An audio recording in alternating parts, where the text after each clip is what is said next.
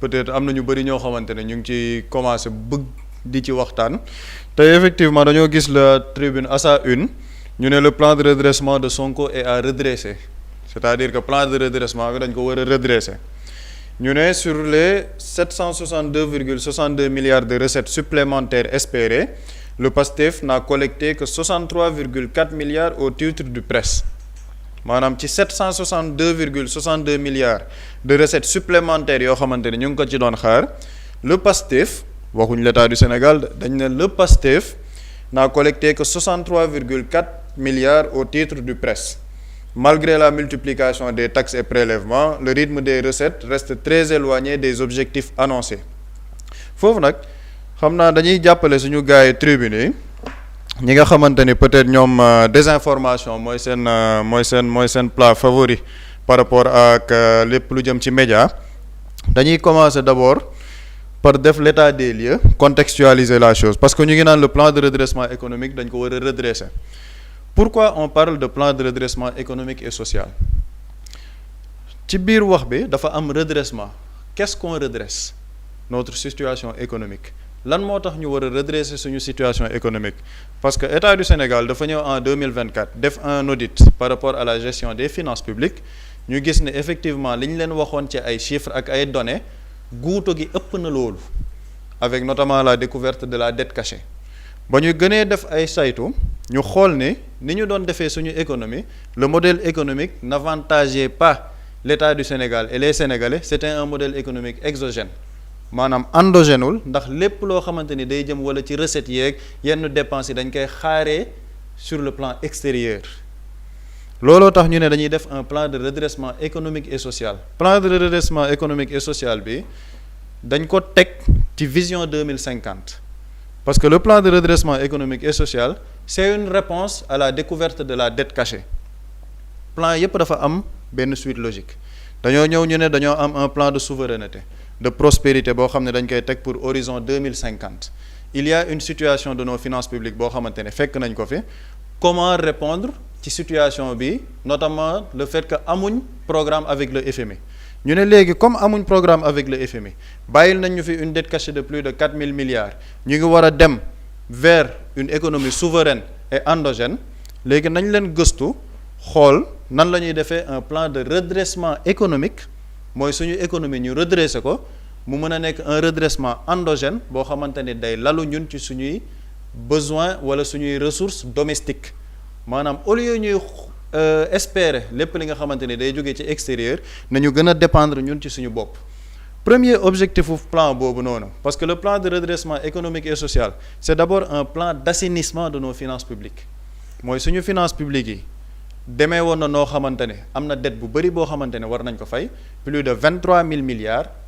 ni ñu lebee woon bori arrangé wul Sénégal il n'y a pas un modèle économique boo xamante ne endogène na donc nan la ñuy defee un modèle d'assainissement de nos finances publiques pour réduire le déficit budgétaire indiwaat ko ci norme UEMOA yi ak nan la ñuy defee benn financement boo xamante ni day répondre à notre plan de souveraineté loolu moom moo indi le plan de redressement économique et social qui est d'abord un plan d'assainissement assainir les finances publiques stabiliser notre économie pour aller nag vers une relance de cette économie moo tax mu am économique et social l'aspect social mooy la relance de l'économie pour mu mën a am un impact au niveau de la société loolu moom mooy ci premier bi te dañuy dem avec la complicité de la régie ñu xool le modèle bi nga xamante ni moom la ñu bëgg par rapport ak ce plan de financement du plan de redressement économique et social yan objectif lañ ci am ñu ngi am optimisation de la dépense publique amélioration de la planification stratégique cadre de dépenses à moyen terme indicateurs de performance élargissement du scoring matriciel des projets digitalisation et optimisation de la commande publique loolu dégg nañ ko ci New Deal technologique bi rénovation des procédures d'exécution budgétaire réduction de la taille de l'État après ci lan lay dugg dafay dugg ci la réduction du train de vie de l'État la réduction des dépenses intérieures yoo xamante ne mu ngi tamit ci biir finances publiques yi nga xamante ne amoon nañ ci problème deuxième bi nga xamante ne moo ma ci gën a intéressé la mobilisation des ressources domestiques ñu ne les niches fiscales du secteur du numérique secteur numérique bi am na ay redevances yoo xamante ne waroon nañ ko jël jëluñ ko woon keroog Sadikh Top mu ngi jël exemple yenn chaînes yoo xamante ni daanuñu woon fay yenn yi secteur numérique bi par rapport ak mobile money bi am na ay taxation yoo xamante ne war nañ ko def dans quel cadre dans le cadre de l'élargissement de l'assiette fiscale parce que dañu ne mobilisation des ressources domestiques mooy au lieu ñuy compter ci ñeneen nañu compter suñu bopp ba pare parce que loolu moom mooy répondre avec notre plan de souveraineté amende et redevance au besoin amende et redevance au besoin par exemple l'ARTP am na ay redevance yu bëri yoo xamante ne daf ko waroon di jël sur le secteur numérique daanu ko woon jël yeneen ak yeneen TDS yoo xamante ni war nañ ko indi mu dugg ci gafaga état pour gën a mën a yokk les recettes de l'état par rapport à nos finances publiques mooy la gestion active de la dette pour rééquilibrage par rapport ak recettes yi ak dépenses yi exploration du capital investment fiscalité environnementale financement durable vert bleu gender bond rationalisation des subventions dégg nañ le premier ministre par rapport aux subventions mu ne dañoo war a dem vers des subventions ciblées par rapport à l'électricité par rapport à l'énergie il y a des entreprises yoo xamante ne am nañ doole subventions yi ñu leen di jox il y a des couches de la société yoo xamante ni ñoom ñoo ko gën a soxla loolu c'est une rationalisation par rapport ak lépp li nga xamante ni day jëm ci subventions yi le financement endogène et ressources complémentaires mooy le point 3 ñu ne appel public à l'épargne gis nañ état du Sénégal à travers le trésor public et le ministère des finances ñaata appel public à l'épargne la ñu woote parce que appel public à l'épargne boobu dafa nekk un levier boo xamante ne dafa nekk ci plan de redressement économique et social pour nekk dans la relance de notre économie mais aussi l'assainissement des finances publiques amuñ programme avec le FMI am na yenn marchés internationaux yoo xamante ne bloqué nañ ñu ko dañuy dem vers la zone UEMOA foofu nga xamante ne mën nañ fa leb à un taux boo xamante ne day gën a wàññeeku comparé ak yenn eurobond yi nga xamante ne régime Macky Sall jëloon na ko ñu def ay appel public à l'épargne yoo xam ne nit ñi dañuy investir am ci rentabilité état du Sénégal mën a soutenir lépp li nga xamante ne mooy la gestion active de la dette donc appel public à l'épargne bi ñuy dégg c'est adossé au plan de redressement économique et social adossé aussi à la stratégie nationale de développement au Sénégal vision 2050 donc lii nii yépp c'est relié léegi lii boo ci jógee xam nga da ngay dem ñu dem vers les chiffres parce que ñoom dañoo annoncé ay chiffres ñu ne sur les 762 milliards yi nga xamante ni état du Sénégal yaakaaroon na ko 63 milliards rek lañ ci am déjà ça mooy premier cas de désinformation premier cas de diffusion de fausses nouvelles parce que les 763 milliards yi ñuy wax benn objectif annuel la te dañu ne de ressources supplémentaires ci lan mooy à travers le plan de redressement économique et social bu ñu defee la lutte contre la fraude lutte contre la corruption am yenn yoo xamante ne dañuy def redressement bi ñu jël fële ay redevances l'élargissement de l'assiette fiscale yeneen ak yeneen dañuy am des ressources supplémentaires par rapport ak ñun li ñu doon xaar ci ay recettes donc daa am lu ñu doon xaar ci ay recettes mais plan de redressement économique et social bu ñu ko exécuter daf ñuy yokkal plus de 700 milliards ci gafagab état léegi ñoom ñu ne 63,4 milliards rek lañ ci am déjà maa ngi ne 762 milliards yooyu ñoom ñu wax c'est un objectif annuel les 63,4 milliards yu ñu wax ce sont des ressources supplémentaires yoo xamante ne ñu ngi ko doon xaar ci premier trimestre bi conformément à l'objectif annuel maanaam 63,4 milliards yooyu du état du Sénégal ba mu jéemee dajale yëpp premier trimestre 63,4 milliards rek la ñu am déedéet dañoo am li ñu am comme recette am ci ay recettes supplémentaires grâce à quoi grâce à l'exécution du plan de redressement économique et social donc contrairement ak ñoom ni ñu koy waxee le plan de redressement économique et social au contraire dafa yokkal état gafaga plus de 63 milliards supplémentaires yoo xamante ne xaaruñ ko woon mais c'est l'efficacité du plan de redressement économique et social moo tax loolu yokku loolu muy premier chiffre bu ñu demee ci yeneen chiffres yi xam nga ñuy ne par rapport ak recettes yi ni waaw 63,4 milliards rek la ñu dajale état du Sénégal par rapport ak objectifs yi ñu am loolu moo lay wan ni ñoom ils n'ont aucune compréhension des chiffres et loolu ça n'étonne pas venant de cette chaîne ñoom xamuñ li xew à la fin du premier trimestre les recettes mobilisées par l'État mu ngi toll ci 1139,5 milliards mu correspondre avec 19,2% de l'objectif annuel te foofu dafa am une hausse parce que au premier trimestre 2025 ak bu ñu comparer 2026 il y a une hausse de plus de 103 milliards boo xamante ne état bi am na ko lan moo tax état bi ay recettes am yokk de plus de 103 milliards comparé au premier trimestre de 2025 c'est l'efficacité du plan de redressement économique et social parce que niche fiscale bi gën na élargir assiette fiscale bi gën na élargir ñu ngi jëli ji ay redevance fële ñu ngi jëli ji fële fisc foo xamante ne la taxation du mobile money par rapport ak carburant beeg yeneen yoo xamante ne day gën a yokk ci keesu état ñu am une hausse de plus de 103 milliards par rapport aux recettes te sànq ñu ngi ne financement endogène boo xamante ne day dépendre ci ñun foofu dañuy jëm vers les dépenses boo demee nga xool les dépenses totales du budget par rapport au premier trimestre bi ñu ngi ko établir à 1482,7 milliards xam nga boo nee dépense ñu ne financement endogène te lépp dañ koy dépendre suñu bopp da nga naan kon nañu xool ressources internes yi ñaata la ci toll sur les 1482,7 milliards les 1346,3 milliards c'est sur ressources internes maanaam sur ressources domestiques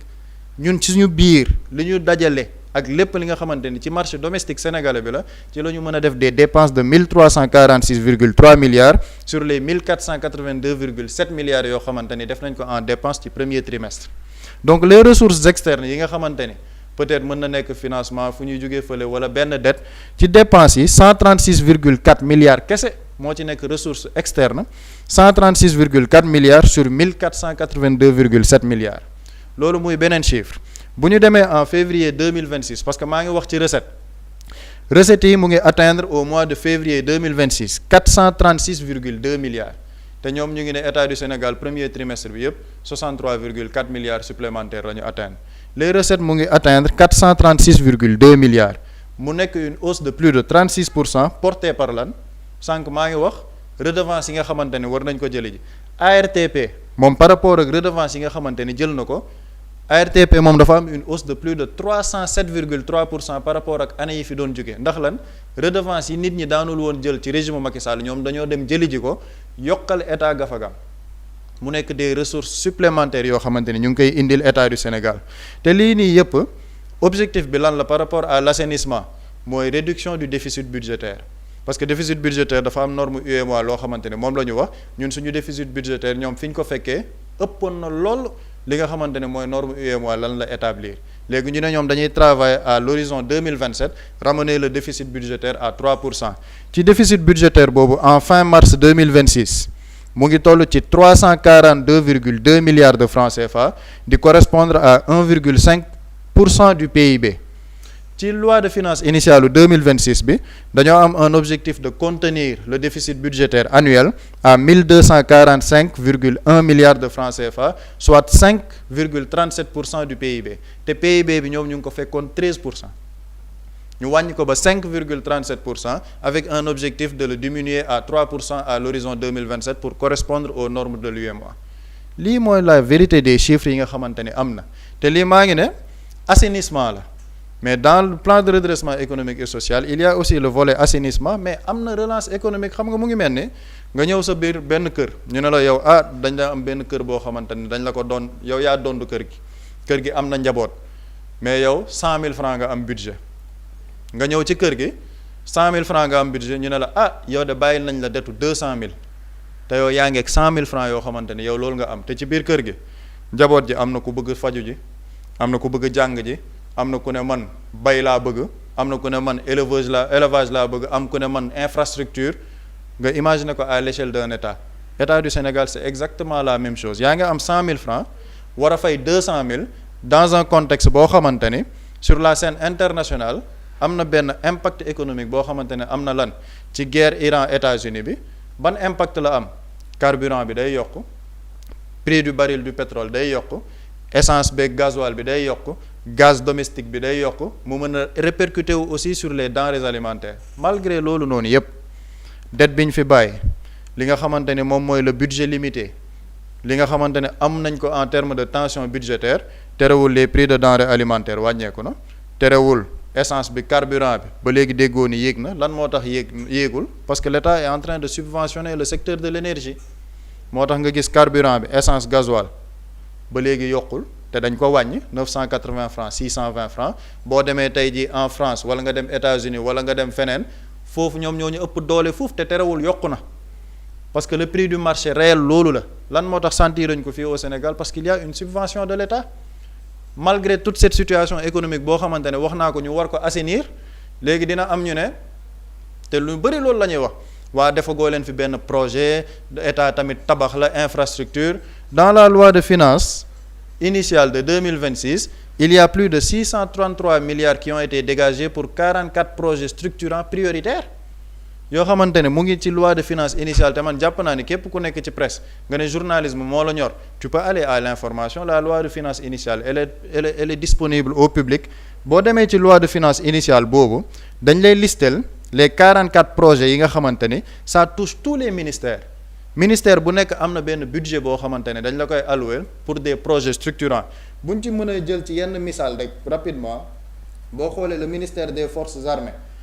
jox nañ ko plus de 10 milliards yoo xamante ne pour des projets structurants. Projet wu lan projet de construction et d'équipement de la polyclinique de l'hôpital principal de Dakar. Hôpital principal de Dakar yaa ngi dégg ni ñu ngi ko war a defaraat am na plus de 10 milliards yoo xamante ni def nañ ko foofu. boo demee ci yeneen ministères yi le ministère de la santé et de l'hygiène publique,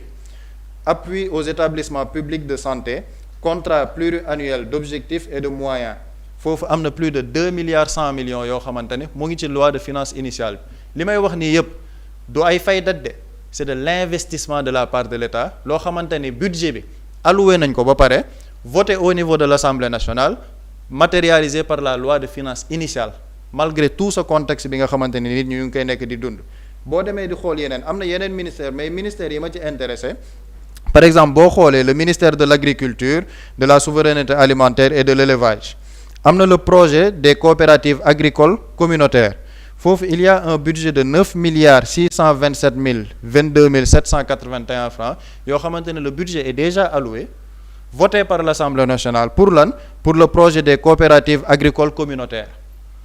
loolu pour lan da nga koy dindiwaat ci plan de financement endogène bi parce que ñu ngi ne lan l'agriculture doit être la rampe de lancement de notre développement économique endogène. donc lépp dafa am benn cohérence boo xamante ne mu ngi nekk ci loolu. moo tax man bu ma gisee xëy na foofu la buñ génnee ci chiffres yi ñëw ci front bi c'est-à-dire que lii nii yépp ma wax nii man je ne suis pas économiste mais l'économie est une science sociale. boo ne da ngay gëstu wala da ngay wax joxe ay information tu peux aller à l'information pour jox sénégalais une information crédible mais munoo ñëw jël sa journal nga titrer à la une ne sur les 762 milliards yi nga xamante ne ñu ngi ko doon xaar en ressources additionnelles 63,4 milliards rek lañ ci am sans pour autant préciser que les 763 milliards c'est un objectif annuel et les 63,4 milliards c'est des ressources additionnelles au premier trimestre. te ci ressources additionnelles yooyu xam nga en 2025 c'était combien 4,2 milliards donc 63,4 milliards yooyu c'est 15 fois plus qu'en 2025 ci lan lutte contre la corruption gën a dooleel douane parce que pour douane di gën a dugal xaalis et notamment la douane ci xaalis boobu noonu ñuy wax muy les 63,4 milliards 7,9 milliards yi douane moo ko indi. donc les 63,4 milliards yi ñuy wax de ressources additionnelles c'est par rapport à ça, c'est au premier trimestre et ce sont des ressources additionnelles ndax lan plan de redressement économique et social moom moo am benn efficacité bi. donc ñoom ñi naan le plan de redressement doit être redressé ñoom c'est leur intelligence et leur esprit qui doivent être redressés seen xel yi la ñu war a redresser pour que ñu mën a dem di gëstu di mën di waxtaanee xam-xam. te li gën a doy waar dañuy def lii à la une dem ci plateau yi. waaw wax nañ leen plan bi baaxul dëkk bi dafa dëgër benn tappalekat tamit El Hadj Assane Gueye toog ci plateau am naan waaw Diomaye yéex na dem rencontrer waa FMI parce que yow dëkk boo xamante ni yoroo dara nga naan da ngay def souveraineté c'est-à-dire que des mentalités de coucher ñoo xamante ni gëmuñ seen bopp. souveraineté bi ñuy wax ils n'ont même pas la compréhension idéologique de c'est quoi une souveraineté lan lay laaj mais pays yi ñu woote souveraineté yépp la souveraineté ne se décrète pas wala ne se travaille pas en 2 ans musul am. tous les pays qui ont été développés se sont développés sur un master plan wala un plan boo xamante ni dafa jël 20 ans ou 30 ans d'exécution avec des exécutions yoo xamante ne chaque 5 ans la wala chaque 10 ans yow ñu ne la yow réew boo xamante ne ñu ngi la bàyyil dette cachée nit ñaa ngi xaar ay investissement prioritaire yaa ngi war a fay sa dette intérieure yow nga def le pari ambitieux d'une souveraineté amoo programme avec le FMI ñu tànc la sur les marchés internationaux di dégrader sa note nga dellu sur le marché UEMOA terewul salaire yi yaa ngi koy fay denrées alimentaires yi mu ngi wàññeeku courant bi dañ ko wàññi gasoil bi wàññeeku essence bi wàññeeku le gaz domestique wàññeeku mooy le gaz butane bi nga xamante ni nit ñi ñu ngi koy utiliser ci seen biir kër yi amul benn prix boo xamante ne yokk na malgré la conjoncture économique dëkk yi ñu ëpp doole foofu sur le plan international ñu ngi koy dund boo demee en Afrique il y a des pays yoo xamante ne dañoo nekk di def des plans de restriction énergétique am na heure yoo xamante ne dañ naan commerce yi nañ tëj pour sakkanal courant boo demee ci yenn pays fii ay Mali yaa ngi doon gis nit ñi di rang pour mën a dem jënd ji essence yow nga nekk Sénégal bi naan sa café loolu yëpp dundoo ko tu ne félicites pas le plan de redressement économique et social nga ni non plan boobu nañ ko redresser sa xel la ñu war a redresser yow sa xol wala ñu redresser xol yi parce que ce sont des gens et ce qui est extrêmement grave mooy dañuy joxe information yooyu noonu def ko benn angle politique parce que ci biir titre bi ñu ngi naan le presse de Pastef mais quel Pastef c'est le plan de redressement de l'État du Sénégal pourquoi on parle du Pastef c'est l'État du Sénégal parce que ñiy nekk ci État du Sénégal bi di ci liggéey le ministre des Finances Abdourahmane Cheikh Diba dafa nekk Pastef dafa am carte Pastef Abdourahmane Sarr le ministre de l'économie dafa nekk Pastef et pourtant ñoom li ñuy waxtaanee ci économie yëpp ñoom ñoo koy liggéey donc en quoi c'est un plan de redressement économique et social du Pastef le projet de souveraineté bi nekk ci ginnaaw effectivement c'est un projet idéologique de Pastef mais le plan de redressement économique et social c'est un plan de l'État du Sénégal boo xam ne dañ koy nekk di exécuter conformément à l'idéologie de souveraineté yow nag bu fekkee ne sa xam-xam dafa limité doo gëstu amoo xam-xam amoo mën-mën lenn nga mën a toog ci plateau yi di désinformer di joxe ay chiffres yu baaxul sa gis-gis fii lay yem parce que ki nga xamante ni moom man moo tax sànq ma ne ça ne m'étonne pas venant de cette chaîne parce que le patron le propriétaire de cette chaîne benn yoon la mës a wax ci économie benn yoon man laa fàttaliku mu mës a wax ci économie mooy bu mu naan saako ngooñ ñaata la doon jar temps booy boobu laa ko mës a gis mu wax ci économie te balaa mu cee wax sax matt na bit bi réfléchir ñu foog ni lu nekk lay wax mu ne saako ngooñ temps booy ñaata la doon jar voilà le niveau qu'il y a là-bas moo tax quand on parle de ay plan de redressement économique et social quand on parle de déficit budgétaire quand on parle d'assainissement et d'investissement wala de gestion active de la dette ils sont largués xamuñ la nit ñi di waxtaanee parce que xamuñ ko duñ ko gëstu ji wala boo gëstuwul sax nga dem déglu boroom xam-xam yi quand même il y a des économistes dans ce pays Ndongo Samba Sylla def na keroog conférence sur la dette am na ñoo xam ne d'accord uñu ak moom peut-être par rapport ak la viabilité de la dette parce que Abdourahmane Sarr il juge que la dette elle est viable ñu def des confrontations d'idées nit ñi génnee xam-xam conférence de Pastef des cadres docteur Amadou Ba ñëwaat na ci par rapport ak dette bi la gestion am na ay économistes yu am xam-xam yoo xam ne ñun mënuñ wax loo xamante ne ñoom mënuñ ko cee wax dañuy dem déglu leen ut xam-xam gëstu dem lu xool le plan de redressement dem xool la loi de finances initiale après nga def sa analyse mais bu fekkee ne yow nag sa analyse gi yépp wax dëgg neex yàlla mooy dem toog plateau wax loo xamante ne maîtriser woo ci dara avec nag une confiance déconcertante boo leen xoolee ñuy wax moo tax kenn am na ku ma ci waxtaanal démb mu ne ma dans un pays où ce sont ces gens-là qui parlent d'économie mais le Sénégal est mal barré donc ñoom du ñu sax sawar nekk di wax loolu moo ci danger bi et loolu moo ci dommage bi et malheureusement démb maa ngi koy wax quand il n'y a pas de régulation lii lay jur dañuy nekk di désinformer di joxe ji ay fausses nouvelles le ministère en question war a porter plainte du ñu porter plainte organe de régulation yi muy que ce soit CNRM CORED tribunal des pairs duñ leen ramener à la raison lii lañ continuer parce que ñoom jombuñ ko ñoom ils sont dans une logique politique nar wax lu dul dëgg parce que c'est un combat politique nag boo ko bëggee xeex da ngay dem uti ji xam-xam nga gëstu di gëstu plan yi pour que booy wax ak sénégalais yi ne lii moom au moins c'est intéressant boo ko deful nag ay xale yu ndaw ñooy dem gëstu ji ñëw ne leen seen nar bi ngeen nar ci espace public bi mu ngi nii lii ngeen fi nar dëgg bi lii la wax pour que sénégalais yi mën ko xam. jërëjëf Pape Samba xam naa tey dinaa la mayaat beneen Infinix boo paree. économiste yi mu am ñaar voilà parce que tey moom économiste yi kontaan nañ ci moom par rapport ak leeral yu am solo yi nga xamante ni def na ko ci plan de redressement économique bi di jubbanti koom gi nga xamante ni yenn ci ay xibaar yu wéru dañ ko ci tàmbali di jibal Boury ban jàngat ngay def par rapport ak xibaar bi nga xamante ni Tribune daf ko daal di titré ni ki tey ci xëtam bu njëkk Pape Samba dellusiwaat ci léegi lan mooy biiwu di bind ay information yoo xamante ni si wérut rawatina lu jëm ci wàllum économie ak ni sensibilité rawatina période bi nga xamante ni moom lañ toll nga xam ne nguur gi mi ngi def kéemtalaay kàttanam ngir génne askan bi ci jafe-jafe yi ñu leen fi bàyyil. D'abord damay féliciter Pape Samba ci travail bu exceptionnel bi mu def rigueur bi mu ci àndal parce que parfois Pape Samba bu nee tag journal tel wax na peut-être d'aucuns vont penser plutôt à des attaques personnelles mais au fait parfois li ko Pape Samba di waxee souvent ci seeni personne wala seeni outil la nit ñi di jaar pour joxe la bonne information parce que ñun ñëpp bokkuñu ci gis nga parfois man bu ñu naw trop suñuy li ñu xam wala suñu niveau d'information parfois ñun ñëpp bokkuñu niveau d'information il y a certaines émissions yi ñu jàppee peut-être Kër Dof yi émission Kër Dof yi mën na influencer lu mu néew 1000 personnes boobu noonu avec la communication de bouche à oreille mën na convaincre d'autres des milliers de personnes donc lu mu ndaw bu ko xeeb parce que nit ñi mën nañ ci jaar pour leer et je pense que l'excellent travail bi Pape Samba def c'est ça quoi alors que Pape Samba daf ko souligner c'est des informations yoo xamante ne nii le minimum d'effort kese la laaj ak volonté. Maintenant ce qui est dommage man foofu laa koy dooree Pape Samba ñëw na ci xam-xam bi lu ma ci teg mënu ma ci teg leneen Pape Samba wax na lépp mais ce qui est dommage mooy le fait qu'on délègue des combats xam nga par exemple le journal li mu xëy def ko lii c'est pas un travail journalistique mooy li Pape Samba def jël sa temps gëstu confronter ay données def. Parce que compte rendu Pape Samba def c'est extraordinaire c'est-à-dire que le projet en question muy le plan de redressement c'est quoi lan la plan bi ay pàcc la koom gi dañ ko jëlee fu nekk ci taxation ci appel public à l'épargne loolu lépp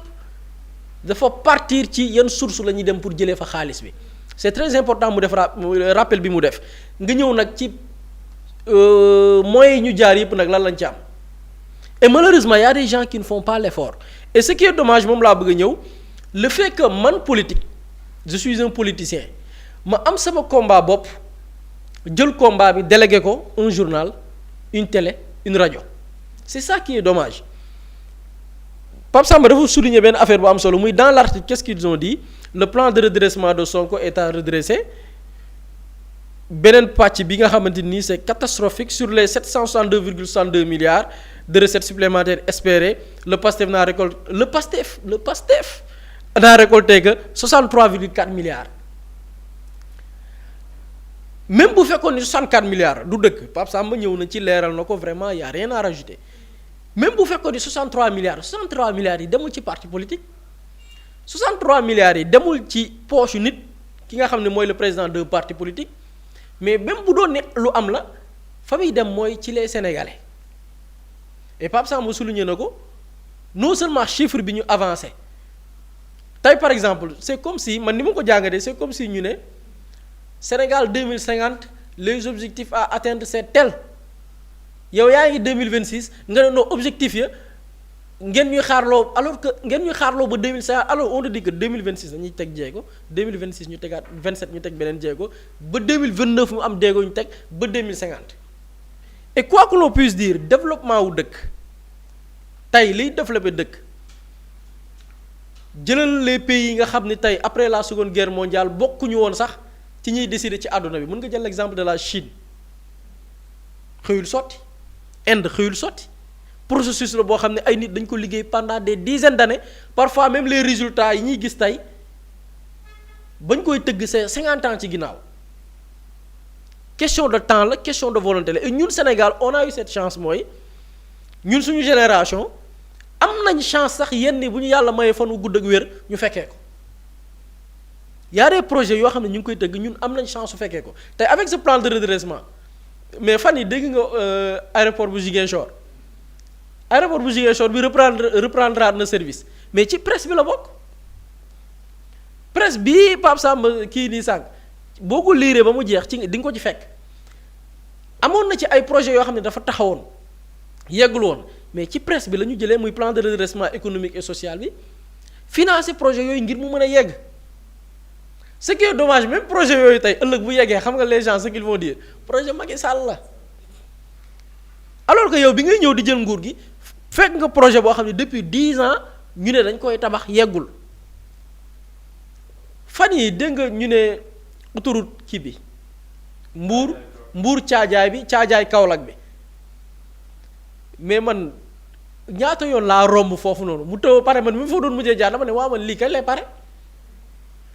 te wóor na ma ni bu fa régime yi fii nekkaat ba tey dafa yéex ba tey du pare mais c'est une question de volonté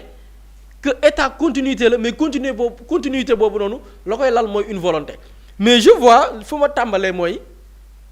des gens yi am seen propre combat politique jël délégué ko ay médias délégué ko journal foofu nag autorité de régulation dañ ci war a jóg certes ñun on est en train de faire des efforts mais lu ci nekk tamit dafa war a am loo xam ne moo koy réguler on peut pas accepter des médias nekk relais wu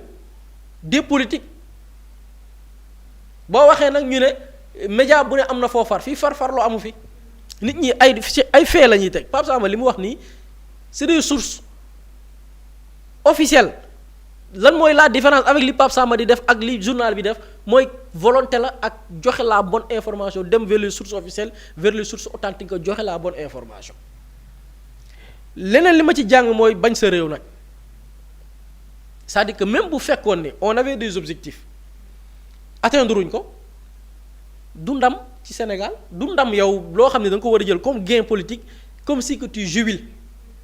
lii la ñu bëggoon alors que bu loolu ñu bëggoon buñ ko jëmmalee sa njariñ la sama njariñ la njariñu keneen la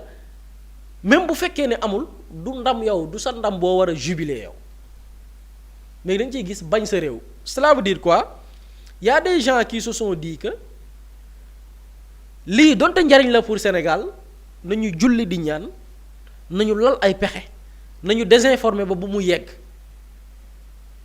Il y a des ennemis dans ce pays